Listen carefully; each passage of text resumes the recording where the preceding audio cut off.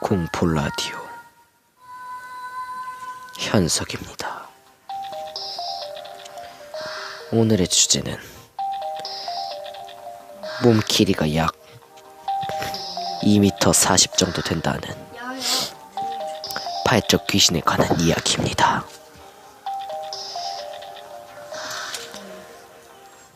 이제부터 시작하겠습니다.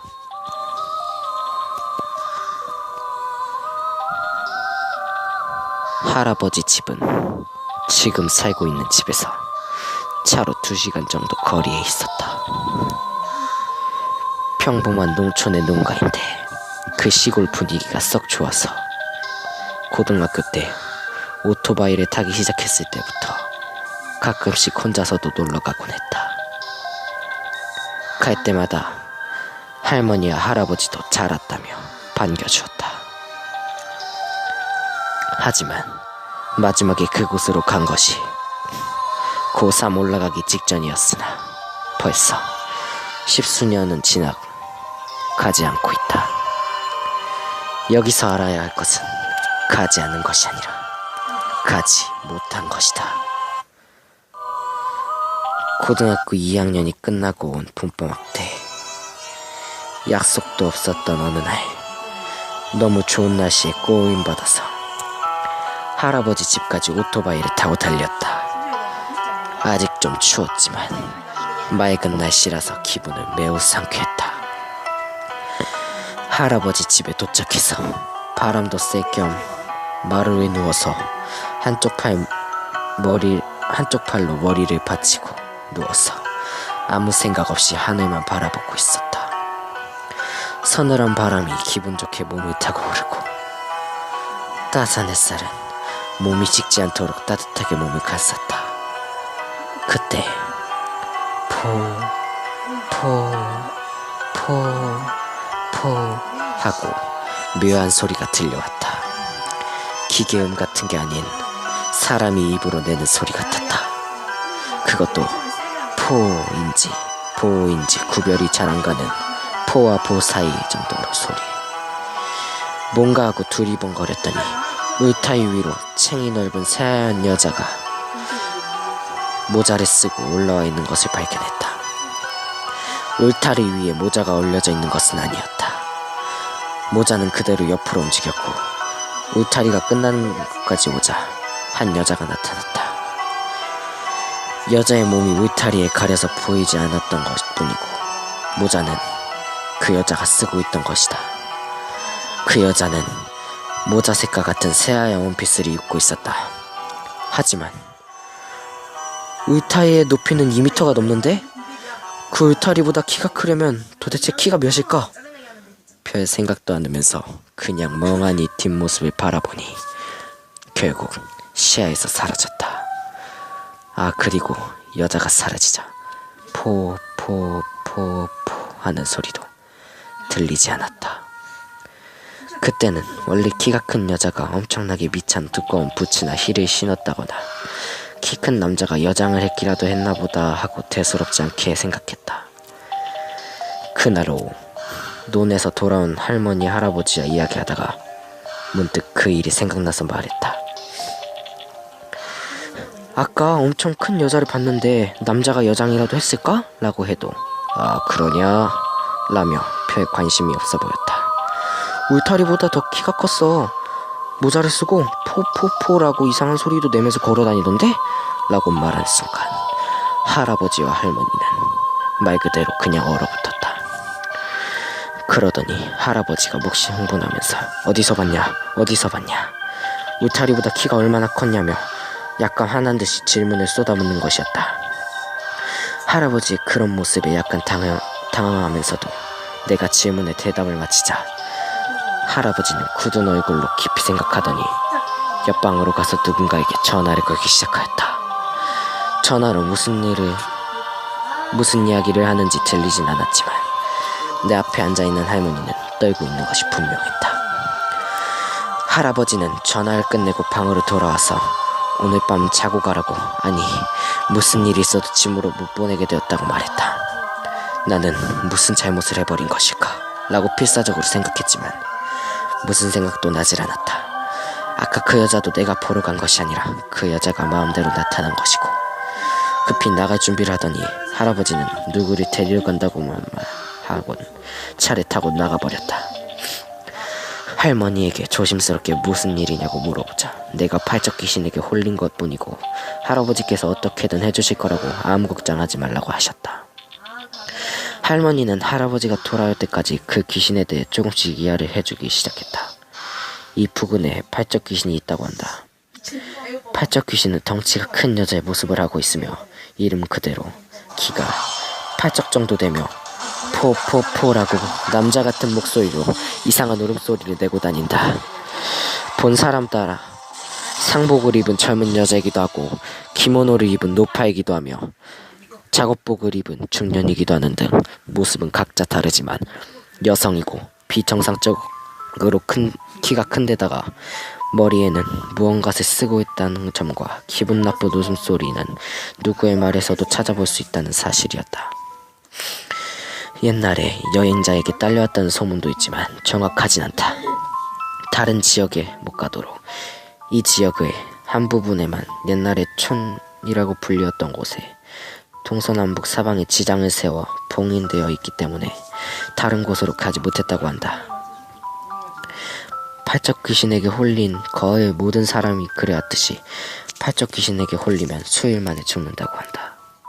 그리고 나중에 들은 얘기지만 왜 하필 이 마을에다가 봉인시켰냐면 아주 옛날에 주변의 마을과 어떤 거래 비슷한 것이 오갔다고 한다. 예를 들면 저수지를 우산적으로 쓴다던가. 팔적 귀신의 피해는 수십 년이 지난 한 번쯤 있을까 말까 하는 일이기 때문에 마을 사람들이 그 거래만 할 수 있다면 된다고 생각해 이 마을에 봉인해버렸다고 한다. 나는 갑자기 이런 이야기를 들어도 전혀 혈시감이 없었다. 할아버지와 한 노파가 돌아왔다. 그 노파는 나를 보더니 대뜸 가지고 있으라며 부적 하나를 쥐어줬다. 그리고는 할아버지와 함께 2층이 비어있던 방으로 올라갔더니 무언가를 하기 시작했다. 할머니도 그때부터 나와 함께 있었는데 화장실에 갈 때조차도 따라와서 문을 열어두게 했다.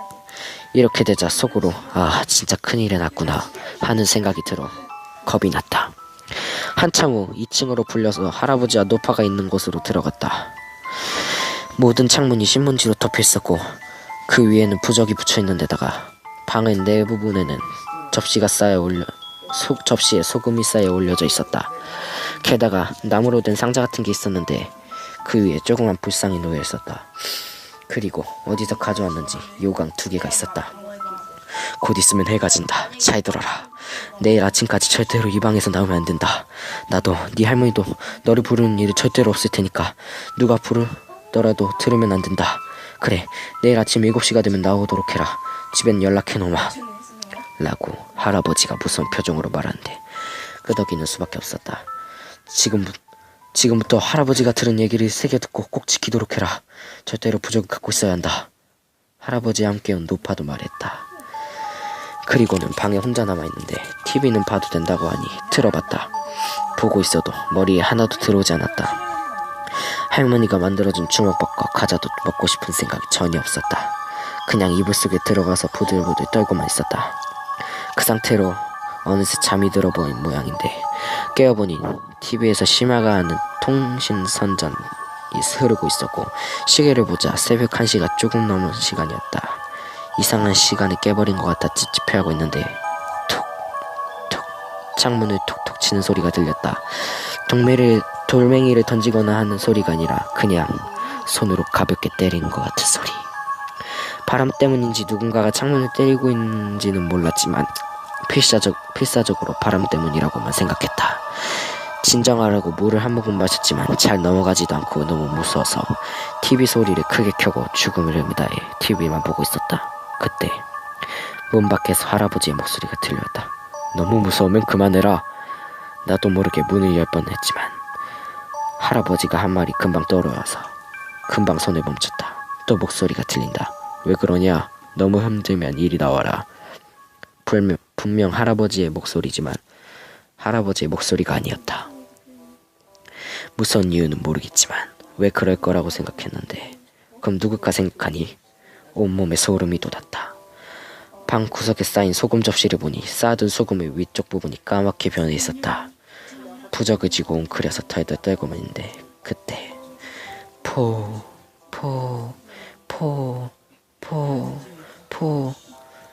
하고 낮에 들은 그 목소리가 들리더니 갑자기 창문이 미친 듯이 흔들렸다. 다른 생각은 할 수 없었고 낮에 본 그것이 웃는 얼굴로 창문 밑에 서서 손을 뻗고 있어서 창문을 흔들고 있는 광경이 머릿속에 떠올라서 미칠 것만 같았다. 나는 나무 상자에 놓여진 불상 앞에 엎드려서 있는 힘을 다해 빌었다. 살려달라고. 정말 길고도 긴 밤이었지만 아침은 와 있었다. 눈을 뜨자 켜놓았던 TV에서는 아침 뉴스를 하고 있었다. 화면 구석에 표시되는 시간은 7시 13분. 창문을 두들긴 소리도 그 목소리 들리지 않았다. 나는 어느샌가 기절해 있었던 것 같다. 방 구석에 놓아둔 소금 전체가 새까맣게 변해 있었다. 혹시 몰라서 시계를 봐도 같은 시간이었기 때문에 조심스럽게 방문을 열자 그곳에서는 할아버지와 노파가 기다리고 있었다. 다행이다며 울고 있었다. 1층으로 내려가자 아버지도 와 있었다. 바깥에서 할아버지의 어서 나오는 소리가 들려서 나가보니 어디서 가져왔는지 승합차 한 대가 서 있었고 마당에는 마을 남자로 보이는 사람들 몇 명이 서 있었다. 승합차는 9인승이었고 운전석에 할아버지, 조수석에 아버지, 조수석과 운전석 사이의 의자에는 할아버지가 데려온 노파가 앉아있었고 나는 정중하게 앉게 되어 8명이 내 주위를 둘러싸는 형태가 되었다. 고개를 숙이고 절대로 눈을 뜨지 마라. 우리에겐 안 보여도 너한테는 보이니까 괜찮다고 할 때까지 눈을 감고 있어라. 내 오른쪽에 앉은 50살 정도 돼 보이는 사람이 말했다. 차가 달리기 시작했다. 얼마 동안 달리자 조수석에 앉아있던 노파가 여기서부터 고비라며 연부를 외우기 시작했는데 갑자기 창밖에서 또 그 소리가 들려왔다. 노파에게 받은 부적을 꽉 쥐고 눈을 감고 고개를 숙이고 있었지만 딱 한순간 신호를 뜨고 옆을 봐버렸다. 긴 다리의 관절이 이상한 방향으로 꺾으면서 차 바로 옆으로 달리고 있는 하얀 원피스의 여자. 머리는 창문보다 높은 곳에 있어서 보이지는 않았지만 차 안을 들여다보지 몸을 굽히려고 하자 나도 모르게 힉 하는 소리가 났다. 보지 말아라! 옆에 앉은 사람이 화난 듯이 말했다. 놀라서 눈을 감고 부적을 더 세게 쥐고 있었다. 콩 유리창을 때리는 소리가 들리기 시작했다. 내 주위에 앉은 사람들은 저그에서의 모습이 보이지 않아도 목소리는 들리지 않아도 소리는 들리는 모양이었다. 점점 숨이 가빠지는 사람도 있었고 창문을 두들길 때마다 악 하고 소리를 지르기까지 했다. 그러면서도 어찌어찌 마을에 지장이 세워진 곳 밖까지 도착하였고 먼저 세워둔 아빠의 차로 옮겨 타기 위해 차에서 내렸다. 할아버지는 따라와준 남자에게 고개 숙이며 인사를 하고 있었고 부적을 쥔 손을 펴려고 해도 손가락이 굳은 것처럼 잘 펴지지 않았다. 새까맣게 굳어진 부적은 새까맣게 타들어간 것처럼 변해 있었다. 노파와 할아버지는 이 마을에 빠져나가면 팔척귀신 절대로 쫓아오지 못하니 괜찮을 것이라고 말했다. 노파는 그래도 혹시 모르니 가지고 있으라며 부적을 써줬고 나 아버지는 그 길로 집으로 돌아왔다. 아무것도 바뀐 것이 없는 일상으로 돌아와 적응하고 있고 그 후로 10수년간 가위 한 번도 눌리지 않고 살았다. 할아버지도 할머니도 노파도 돌아가시고 난 지금까지 와서야 이 글을 쓴 이유는 단 하나. 들은 이야기에 의하면 엊그제 외지 사람이 음주운전으로 그 마을 근처에서 사고가 났다고 하는데 차가 지장과 부딪혀 지장 하나가 깨져버렸다고 한다. 어제부터 창밖에 들리는 낯익은 소리.